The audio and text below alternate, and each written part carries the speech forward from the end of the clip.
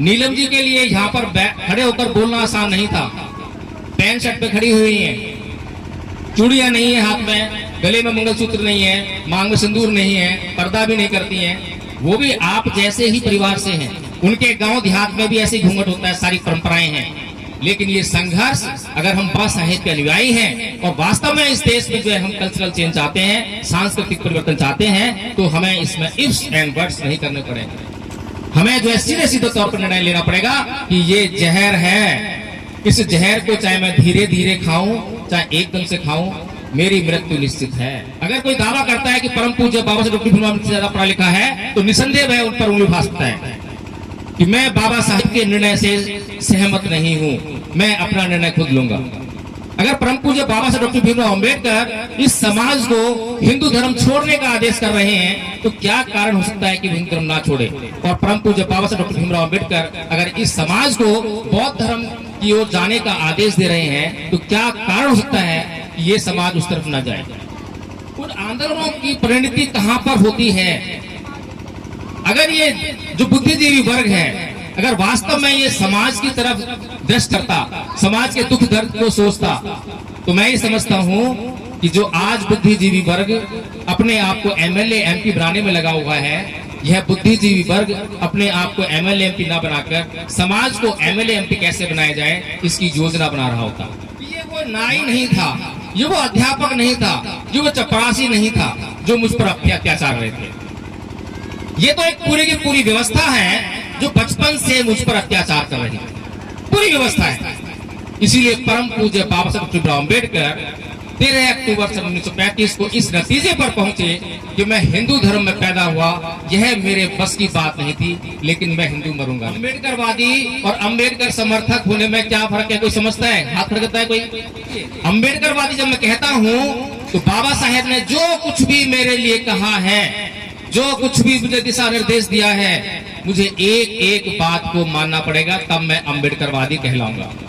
अगर मैं ये कहूं कि ये बात तो ठीक है बाबा साहेब की, लेकिन ये बात को थोड़ा सोचना पड़ेगा, तो मैं अम्बेडकरवादी हो सकता हूं क्या?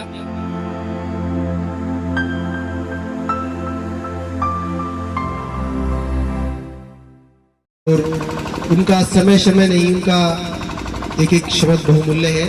कृपया आप ध्यान से सुनना। डॉक्टर जय भीम प्रकाश जी। बहुत बहुत साधुवाद, धन्यवाद। एक बार की बात है, एक बुढ़िया थी और एक खंबे की रोशनी में कुछ ढूंढ रही थी। वहां पर एक आदमी आया, उससे पूछा कि बुढ़िया माई क्या ढूंढ रही है? बुढ़िया माई बोली कि बेटा मेरी सुई खो गई है, इसलिए इस खंबे की रोशनी में मैं अपनी सुई ढूंढ रही हूँ। तो वो भी वहां सुई ढूंढने लगा। बहुत देर हो गई पर सुई नहीं मिली। कुछ देर बाद वह व्यक्ति बोला कि बुढ़िया माई अच्छी तरह से पता है कि सुई यही खोई थी? तो बुढ़िया कहती है कि बेटा सुई तो झोपड़ी में खोई थी, लेकिन रोशनी यहाँ पर है, इसलिए मैं यहाँ ढूंढ रही हूँ। तो ये हाल उस बुढ़िया का जो था, ये हाल आज हमारे समाज का भी है। समस्या क्या है उसको जानना नहीं है, जानता नहीं है। समस्या का हल क्या है उसको खोजता नहीं है, और फिर चिल्लाता रहता है कि हाय रे मैं मरा, हाय रे मैं मरा, मेरा संविधान खतरे में है, ईवीएम मशीन में घोटाला है, लोकतंत्र खतरे में है, बाबा साहेब का देश खतरे में है, सब कुछ खतरे में है। लेकिन जो मूल समस्या है उस पर कभी गौर नहीं करता। अभी मुझसे पूर्व एक वक्ता बोल रहे थे कि शिक्षा सबसे जरूरी है, हमें शिक्षा पर जोर देना चाहिए। ठीक बात कही, पर मैं कहता हूं कि शिक्षा से भी जरूरी अगर कोई चीज है तो वो है कल्चर्ड होना, सांस्कृतिक होना। बाबा साहेब डॉक्टर भीमराव अम्बेडकर ने शिक्षा के महत्व को पहचानते हुए 16 लोगों को विदेश पढ़ने के लिए भेजा, शिक्षा हासिल करने के लिए भेजा। उनमें से एक भी वापस नहीं आया, सारे के सारे वहां रह गए। कारण क्योंकि वे कल्चर्ड नहीं थे। शिक्षित तो हो गए, शिक्षा हासिल की, लेकिन उस शिक्षा का उपयोग सिर्फ अपने लिए और अपने परिवार का पेट पालने के लिए करते रहे। इसीलिए जब हम समस्या को समझेंगे नहीं, जानेंगे नहीं, तो हम उसका उपाय कैसे करेंगे, समस्या का हल कैसे करेंगे? यहाँ पर आपके सामने लिखा है, शिक्षित बनो, संगठित रहो, संघर्ष करो। यह नारा सुनने में बड़ा अच्छा लगता है, तार्किक लगता है, लेकिन जब मैंने यही नारा इंग्लिश में पढ़ा तो मेरे होश उड़ गए कि ये क्या हो रहा है। ये समाज जो है क्या इतना दिशाहीन है। शिक्षित बनो तो बाबा साहेब अंग्रेजी में बोलते हैं एजुकेट, कुछ नहीं बोलते एजुकेट। और जो पढ़े लिखे लोग हैं वे जानते हैं कि एजुकेट का मतलब शिक्षित बनो नहीं होता। एजुकेट वर्ब है, शिक्षित करो। बाबा साहेब कर्तव्यनिष्ठ थे, पूरी जिंदगी समाज के लिए जिए, समाज के लिए मरे, तो किसी को स्वार्थी होने के लिए कैसे कह सकते हैं। इसीलिए वो समाज को आदेश करते हैं कि शिक्षित बनो नहीं, शिक्षित करो। शिक्षित करने के लिए क्या चाहिए, या तो मैं खुद शिक्षित हूं तब किसी को पढ़ाकर शिक्षित कर सकता हूं, या मैं पढ़ा लिखा नहीं हूं तो मेरे पास कुछ संसाधन हैं जिनका उपयोग करके मैं अपने समाज को शिक्षित करने का काम कर सकता हूं। लेकिन वह शिक्षा कल्चर होनी चाहिए, एक संस्कृति से जुड़ी हुई होनी चाहिए, एक दिशा में लगी हुई होनी चाहिए, ताकि शिक्षित होने के बाद उस व्यक्ति को यह कहने की आवश्यकता ना पड़े कि पे बैक टू सोसाइटी। जरूरत ही नहीं पड़ेगी अगर वो कल्चर होगा तो। अगर उसे अपने मिशन मूवमेंट की समझ होगी तो उसे कहने की आवश्यकता नहीं पड़ेगी। यहाँ लाइब्रेरी की स्थापना हुई है, समाज के लोग यहाँ पढ़ने आएंगे, लेकिन जो समाज के दुख दर्द को समझेंगे, किस तरह से इस लाइब्रेरी की स्थापना की गई है उस बात को समझेंगे, तो उन्हें कभी भी बात में ये कहना नहीं पड़ेगा कि आप भी इस संस्था से जुड़िए। वे अपने आप पे बैक टू सोसाइटी कल्चर होकर आएंगे। इसीलिए हमें परम पूज्य बाबा साहब डॉक्टर भीमराव अंबेडकर भारत के लिए क्या कहना चाहते थे उसको समझना बहुत जरूरी है। अब मैं ये जानना चाहता हूँ, हालांकि संख्या बहुत कम रह गई है, लेकिन फिर भी कोई बात नहीं, मैं यह जानना चाहता हूँ कि कितने लोग हैं जो बाबा साहेब को मानते हैं। हाथ खड़ा करा, ईमानदारी से खड़ा करना, बहुत बढ़िया। कितने लोग हैं जो अम्बेडकरवादी हैं, अम्बेडकरवादी कितने लोग हैं? अच्छा, थोड़े से कम रह गए, यानी कि समझदारी कुछ है, जान गए कि मैं क्या कहना चाह रहा हूँ। चलिए, अम्बेडकरवादी और अम्बेडकर समर्थक दो शब्द हैं, इनका अर्थ समझते हैं क्या? अम्बेडकरवादी और अम्बेडकर समर्थक होने में क्या फर्क है, कोई समझता है? हाथ खड़ा करता है कोई? नहीं जानते, बड़ी समस्या है।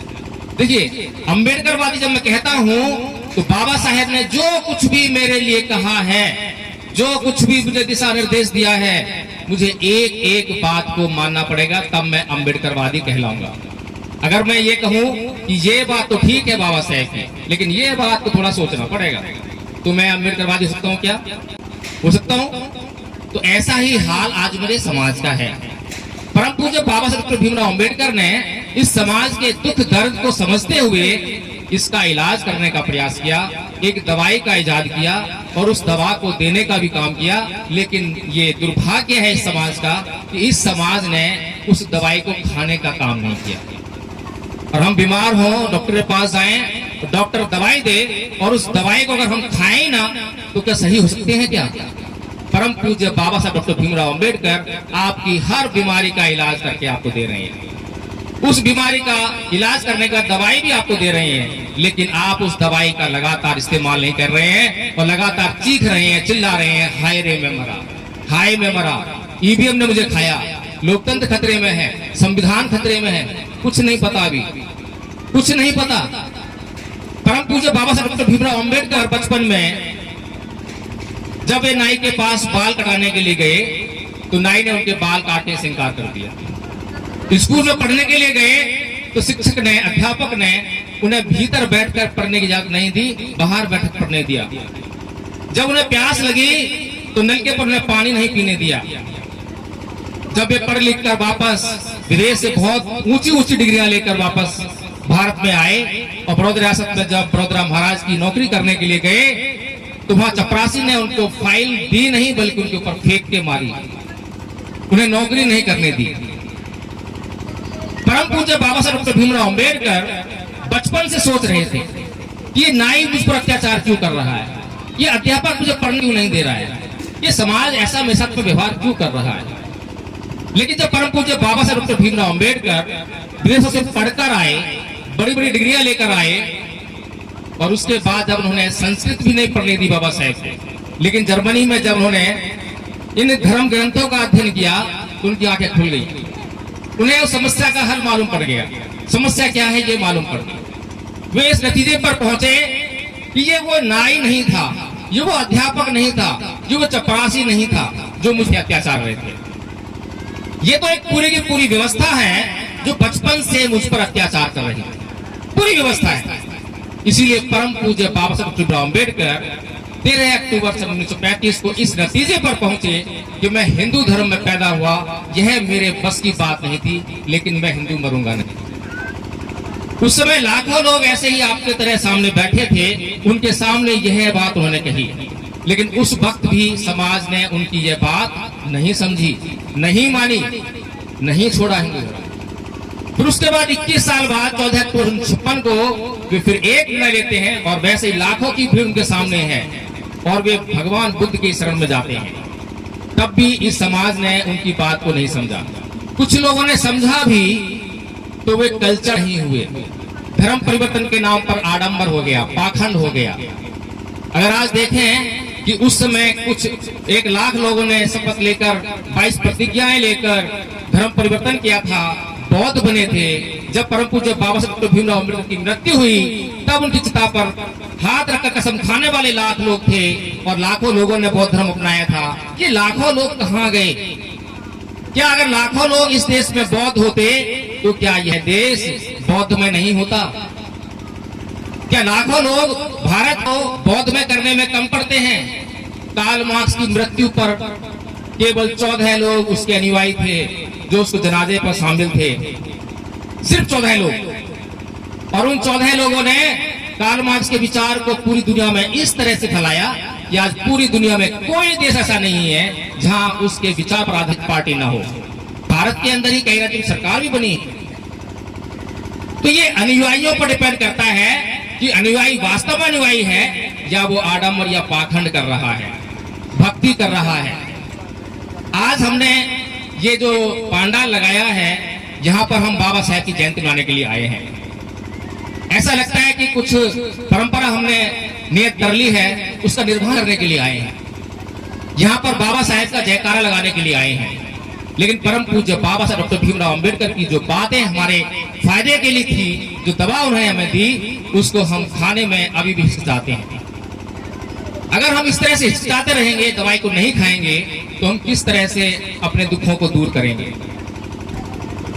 समस्या इतनी गंभीर है कि जिस बुद्धिजीवी वर्ग के हाथ में किसी भी समाज का नेतृत्व करने की बागडोर होती है, अगर वह बुद्धिजीवी वर्ग अपने समाज से बेईमानी करने लग जाए तो फिर उस समाज का बेड़ा गर्क होना तय है।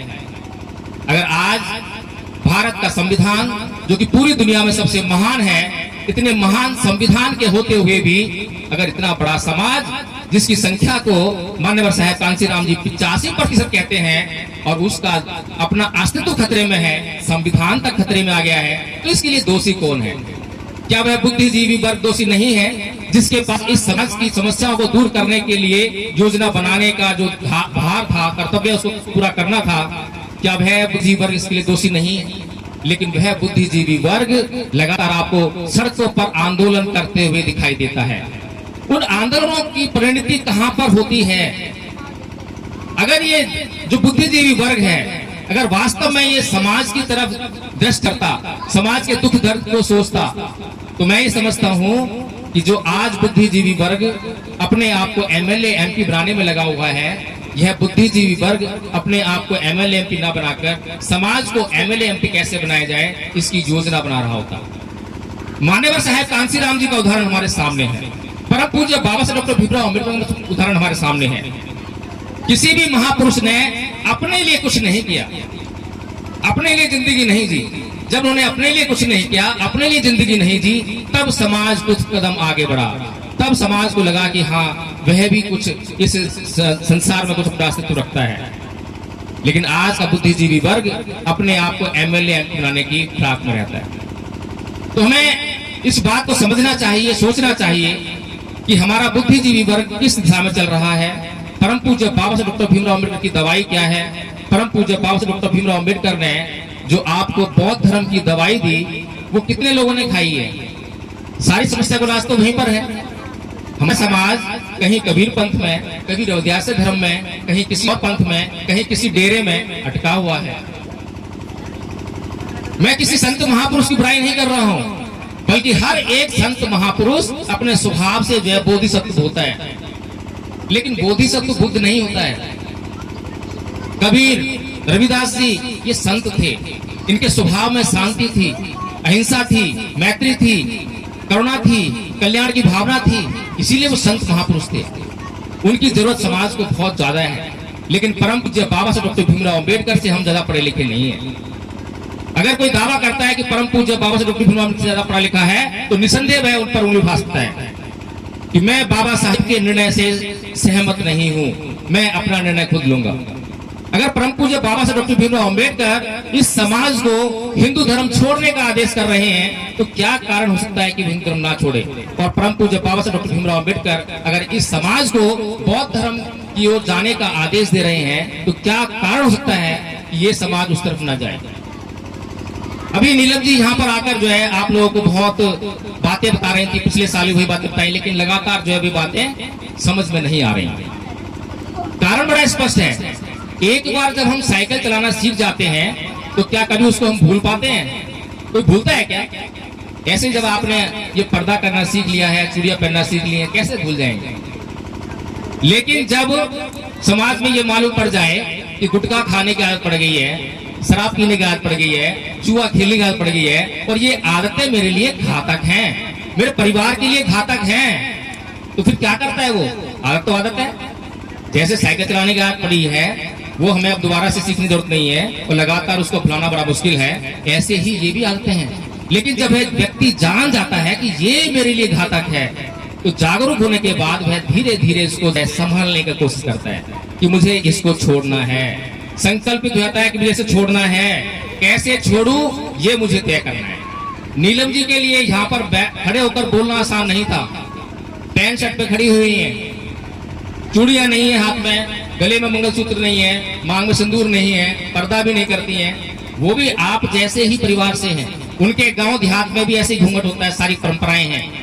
लेकिन ये संघर्ष, अगर हम बाबा साहेब के अनुयायी हैं और वास्तव में इस देश में जो है हम कल्चरल चेंज चाहते हैं, सांस्कृतिक परिवर्तन चाहते हैं, तो हमें इसमें इफ्स एंड बट्स नहीं करने पड़ेंगे। हमें जो है सीधे सीधे तौर पर निर्णय लेना पड़ेगा कि ये जहर है, इस जहर को चाहे मैं धीरे धीरे खाऊं, चाहे एकदम से खाऊं, मेरी मृत्यु निश्चित है। ये जहरीली संस्कृति है। ये वो संस्कृति है जिस संस्कृति ने बाबा साहेब का कदम कदम पर अपमान किया है। अगर आपके बड़े बुजुर्गों का, आपके माँ बाप का अपमान कर देता है, गाली गलौज कर देता है, तो आप उससे बोलना छोड़ देते हैं, उससे घर जाना छोड़ देते हैं, और ये सोचते हैं कि कैसे उसे बदला लूं, कैसे अपने मान सम्मान को मैं स्थापित करूं, ये सोचने लगते हैं। लेकिन हम ऐसे लोग हैं जो बाबा साहेब डॉक्टर भीमराव अम्बेडकर का जो लोग अपमान कर रहे हैं, हम उस बारे में सोच भी नहीं रहे हैं कि कौन अपमान कर रहा है। परम पूज्य बाबा साहेब डॉक्टर भीमराव अम्बेडकर जब यह निष्कर्ष पर पहुंच रहे हैं, कभी भी उन्होंने अध्यापक के खिलाफ एफआईआर नहीं कराई, नाई के खिलाफ एफआईआर कराई, चपरासी के खिलाफ एफआईआर नहीं कराई, किसी से लड़ने नहीं गए, किसी से झगड़ने नहीं गए। वे जानते थे कि यह एक अध्यापक नहीं है, यह एक नाई नहीं है, यह एक चपरासी नहीं है, बल्कि तो पूरी की पूरी व्यवस्था है। उस व्यवस्था को बदलना पड़ेगा, और उस व्यवस्था को बदलने के लिए सबसे पहले 25 दिसंबर 1927 को वे उस व्यवस्था में आग लगाते हैं, मनुस्मृति को आग के हवाले कर लेते हैं। लेकिन हम नहीं समझ पा रहे हमें क्या मतलब बाबा साहेब से। बाबा साहेब कौन? संविधान लिख दिया, अधिकार हमें दे दिए, अधिकार मिल रहे हैं, नौकरी मिल रही है, बड़े आराम की जिंदगी है। अब तो घूंघट भी अच्छी कर रही है। अब हमें महसूस नहीं होता कि घूंघट में क्या बुराई है। अब हमें ये जो लोग ला रहे हैं कि संविधान खतरे में है, जब खतरे में आए तो देखेंगे, जब कोई मारने पीटने आए देखेंगे, जब कोई अत्याचार हो जब देखेंगे। अभी तो फिलहाल आराम मिल रहा है ना। तो परम पूज्य बाबा साहेब जिस महान शख्सियत की शरण में जाने की सलाह देते हैं, वह कहता है कि जाति भी दुखा, जरा भी दुखा, व्याधि दुखा, मनाम भी दुखा, शोक पदीप दोमरसी पायासा भी दुखा, यम संग लपति कंपी दुखं, संकेतेन पंचुपादान खंदा भी दुखा। कि जन्म लेना दुख है, मृत्यु दुख है, बुढ़ापा दुख है, रोग दुख है। जो चीज हम चाहते हैं जिंदगी में अगर वो ना मिले तो वो दुख है। कुल मिलाकर ये जो 5 स्कंदों से निर्मित शरीर है, ये दुखों का घर है। भगवान बुद्ध से पहले जितने भी लोग ऋषि मुनि तपस्या करते थे, उनका उद्देश्य होता था कि सुख ढूंढना है, स्वर्ग प्राप्त करना है, अप्सराओं को ढूंढना है। ये उनके उद्देश्य होते थे तपस्या करने के। लेकिन पहली बार वह महामानव इन सब को छोड़कर दुख की खोज में गया। भगवान बुद्ध ना तो सुख को ढूंढने गए, ना स्वर्ग को खोजने गए, ना अप्सराओं को ढूंढने गए, वे क्या ढूंढने गए? दुख को खोजने गए। तो बाबा साहब डॉक्टर भीमराव अम्बेडकर उस महामानव के अनुयायी हैं जो दुख की खोज में गया, दुख को ढूंढ लिया, दुख को परिभाषित कर दिया और दुख को ढूंढने के बाद उसका अंत कर दिया और फिर उसके जीवन में सुख ही सुख रह गया। लेकिन हमारा समाज उस संस्कृति से लिप्त है जो कि जरा सा सुख आते ही उसको भोगने के लिए भागता है, दौड़ता है। एक शराबी को जैसे ही पूरा दिन काम करेगा, मजदूरी करेगा, 500 रुपया कमाएगा और शाम को उसके सामने सुख के रूप में एक बोतल आ जाती है, 500 रुपया उस पर खर्च कर देता है और वह पूरी जिंदगी इसी तरह से उस गरीबी नाम के दुख में पड़ा रहता है। लेकिन जो भगवान बुद्ध के अनुयायी होते हैं वो जान जाते हैं कि ये गरीबी मेरे जीवन में दुख है, जब तक मैं इस गरीबी का नाश नहीं करता मेरे जीवन में अमीरी नाम का सुख नहीं आ सकता। तो भगवान बुद्ध जो है जिस तरीके से इस संसार को चलाना चाहते हैं उस तरीके से यह संसार नहीं चलना चाहता है, इसीलिए यह संसार लगातार अपने आप को अपने जीवन में दुखों को आमंत्रित करता है। भगवान बुद्ध के ऊपर बोलने के लिए बहुत कुछ है। भगवान बुद्ध का जो ज्ञान है अब तक आप उससे सरोकार नहीं है। भगवान बुद्ध ने धप्पद में कहा कि अवधि मंगाजी मंगासी में ये चट्टा को पहनती बेरंग ते संग न सम्मति कि उसने मुझे मारा, उसने मुझे लूटा, उसने मुझे जीत लिया। जो इस प्रकार की बातों को अपने मन में बनाए रखते हैं उनका बैर कभी शांत नहीं होता। हम जानते हैं कि हमारे घरों में कितना कलह कलेश होता है, पति पत्नी के भी झगड़ा होता है। कई बार पति पत्नी का झगड़ा हफ्ता चलता है, महीना चलता है, साल चलता है, कई बार डाइवोर्स हो जाता है। इतना सब कुछ इस तरह से बात को समझ न पाने के कारण हो जाता है। अगर भगवान बुद्ध की बात को हमारे समाज के लोग समझने लग जाएंगे तो उनके घरों में यह कलेश हमेशा हमेशा के लिए मिट जाएगा। भगवान बुद्ध कहते हैं ना ही वेरेन वेरासमंग अवेरेन च समंति ऐस धमुसनंतनो कि वैर से कभी वैर शांत नहीं होता, अवैर से ही वैर शांत होता है। यह बौद्ध संस्कृति है, यह वो संस्कृति है जिसकी तरफ परम पूज्य बाबा साहब डॉक्टर भीमराव अम्बेडकर हमें जाने के लिए आमंत्रित कर रहे हैं, हमें आदेश कर रहे हैं। और दूसरी तरफ वो संस्कृति है जो बार बार कहती है कि ईंट का जवाब पत्थर से दो, और हमने अपनी पूरी जिंदगी में वही सीखा है, बचपन से वही सीखते हैं, वही हमारे समाज चलता रहता है। ईंट का जवाब पत्थर से दो, उसने मुझे मारा छोड़ कैसे दूंगा, बदला लेकर आऊंगा, बदले की संस्कृति है। महाभारत के युद्ध में श्री कृष्ण जी अर्जुन को कहते हैं कि अर्जुन मार, तेरे सामने जो लोग खड़े हैं वो पापी हैं, उन्होंने अधर्म किया है, उनको मार डाल। वो उसको ये नहीं कहते हैं कि चलो उनको समझाने चलते हैं। और जब दुर्योधन के पास जाते हैं तो क्या बोलते हैं, चल भाई तेरे को अंत में मैं कहता हूं कि बस 5 गांव दे, 5 गांव दे। 5 गांव क्या मतलब, नाक का सवाल है, नाक का सवाल लेकर चलते हैं। भगवान बुद्ध इन नाक के सवालों को हमेशा हमेशा के मिटा देते हैं, व्यक्ति को इतना शुद्ध कर देते हैं, उसका चित्त इतना परिष्कृत कर देते हैं कि उसके पास नाक जैसा कोई सवाल नहीं रहता। और उसी श्रृंखला में हमारे जितने भी महापुरुष हैं उनके पास भी आप देखें कोई नाक नहीं है, कोई अभिमान नहीं है, कोई घमंड नहीं है। कोई उन्हें गाली दे तो गाली का जवाब गाली से नहीं देते हैं, कोई उनका हिंसा करते हिंसा जवाब हिंसा से नहीं देते हैं। लेकिन वो हमारी संस्कृति हमसे दूर क्यों है, उसको हम अडॉप्ट क्यों नहीं कर पा रहे हैं? यही वो संस्कृति है जिसे हम इस देश पर पुनः अपना जो कब्जा है वो स्थापित कर पाएंगे, उसको हम देश को प्राप्त कर पाएंगे, उस संसाधनों में, इस देश के जो संसाधन है उसमें अपनी भागीदारी को निश्चित कर पाएंगे। तो मैं आप सभी लोगों का ज्यादा समय न लेते हुए, क्योंकि मुझे आदेश हुआ था कि कम बोलना है, फिर भी मैं मुझे लगता है बहुत अधिक बोल गया हूँ, माफी चाहता हूँ। और बोलने के लिए बहुत कुछ है, समझाने के लिए बहुत कुछ है। फिर आऊँ आपके गाँव में किसी दिन समय लेकर। आप लोगों को सभी को जय भीम, नमो बुद्धाय।